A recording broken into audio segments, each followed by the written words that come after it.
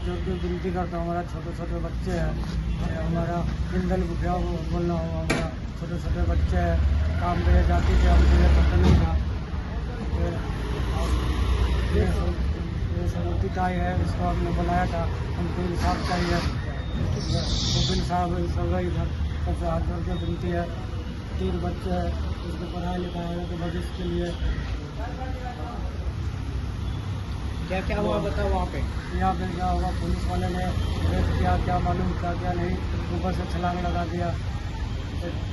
और क्या किसने धक्का विक्का कुछ लगाया होगा। ठीक है।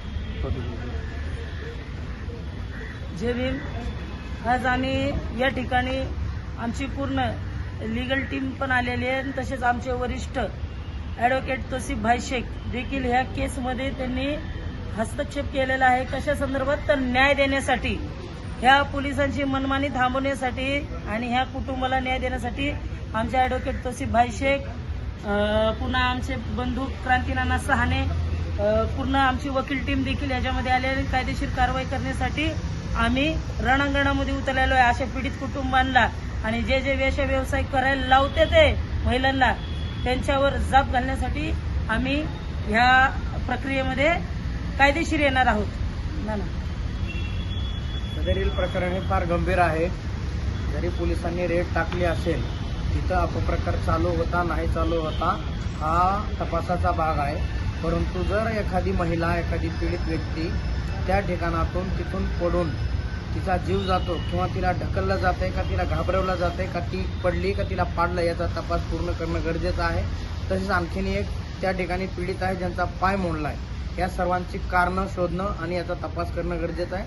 संबंधित या मयत व्यक्तीच्या कुटुंबाला पूर्णपणे सहकार्य, आर्थिक, सामाजिक, राजकीय पुनर्वसनाचं सहकार्य करणं जास्त गरजेचं आहे। त्या व्यक्तीला 3 मुली आहेत आणि काही जी त्याचं कुटुंब आहे त्या महिलेवर चालत असेल, त्यांचा जोडीदार म्हणून संबंधित तिचे पती आमच्यासोबत आहेत, त्यांना या ठिकाणी न्याय मिळणं गरजेचं आहे। पण हा न्याय कधी मिळेल तर संबंधित व्यक्तीवर सदोष मनुष्यवधाचा गुन्हा दाखल करावा आणि त्यांना या ठिकाणी सरकारी मोबदला हा त्यांचा ती मयत व्यक्ती अनंतात विलीन व्हायच्या आधी त्यांना जर या ठिकाणी काय आर्थिक सहकार्य करता आलं तर ते त्यांच्यासाठी खरा न्याय ठरेल। त्यामुळे आमची मागणी आहे की संबंधित व्यक्तीला न्याय द्यावा आणि त्या उर्वरित कुटुंबाची जबाबदारी महाराष्ट्र सरकारनं घ्यावी। जय हिंद। आपल्या या पुणे शहरामध्ये काल दिनांक 23 फेब्रुवारी 2026 रोजी विमाननगरच्या हद्दीमध्ये विमाननगरचे स्थानिक पोलीस एका स्पामध्ये जातात आणि त्या ठिकाणी 30 वर्षाच्या महिलेचा अपघात होता काही माहीत नाही, परंतु दुर्दैवाने ती दुसऱ्या मजल्यावरून पडून तिचा मृत्यू होतो।